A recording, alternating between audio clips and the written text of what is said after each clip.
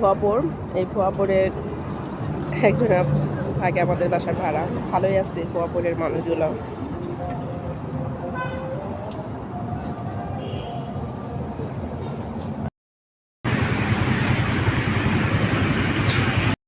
এখন যমুনা সেতুর উপরে উঠবো।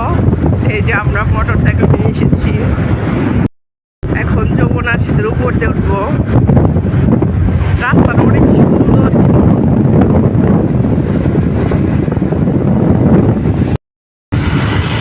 এই যে যমুনা সেতুর উপরে উঠেছি, কিন্তু দেখাচ্ছি অনেক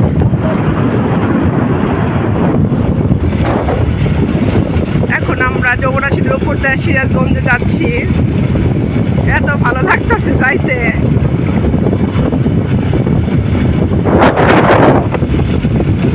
অনেক সুন্দর কিন্তু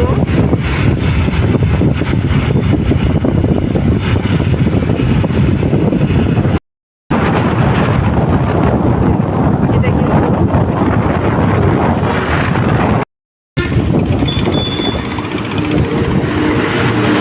অনেক ভালো লাগতেছে। দেখায়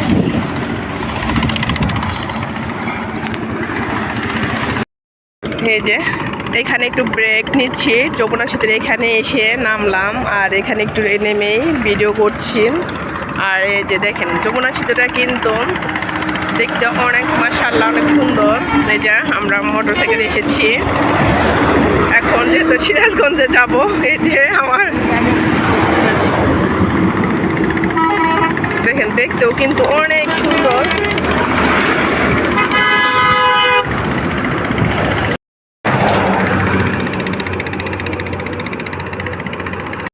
উপরে কিন্তু যমুনা সেতুটা কিন্তু কাঁপে।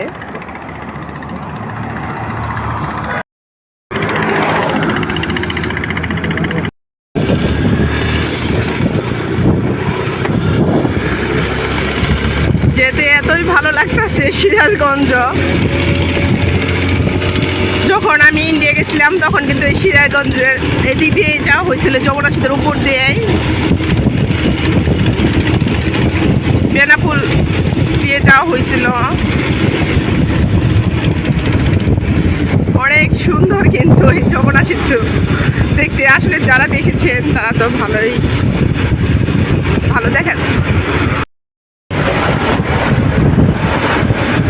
যমুনা সেতুর উপর দিয়ে যেতে কিন্তু অনেক ভালো লাগতেছে। আর সিরাজগঞ্জ যাবো, ওখানে একটা হোটেলে খাওয়া দাওয়া করবো। কোথায় জানি ওই হোটেলের নাম, গোলামের হোটেলে খাবো। আর ওখানে এসেছি ওখানে খাওয়ার জন্য, ওই হোটেলটা অনেক ফেমাস, তার জন্য যাচ্ছি। আর যখন ইন্ডিয়া গেছিলাম তখন এই যমুনা সেতুর উপর দিয়েই যাওয়া হয়েছিল। আমরা ইন্ডিয়া গেছিলাম ট্রেনে।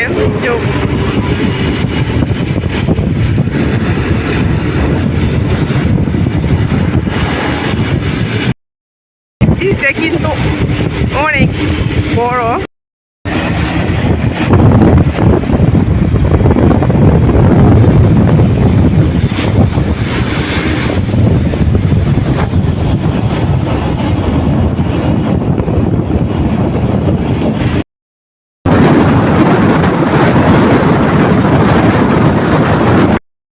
কিন্তু যমুনা সেতুটা পার হয়ে গেলাম, যে সিরাজগঞ্জে রওনা দিলাম। আর আমার ফুপির বাসা সিরাজগঞ্জ, তার শ্বশুর বাড়ি রিমা ফুপির শ্বশুর বাড়ি। রিমা ফুপি অবশ্যই ঢাকা থাকে না এখানে, এখানে থাকলে অবশ্যই যাইতাম।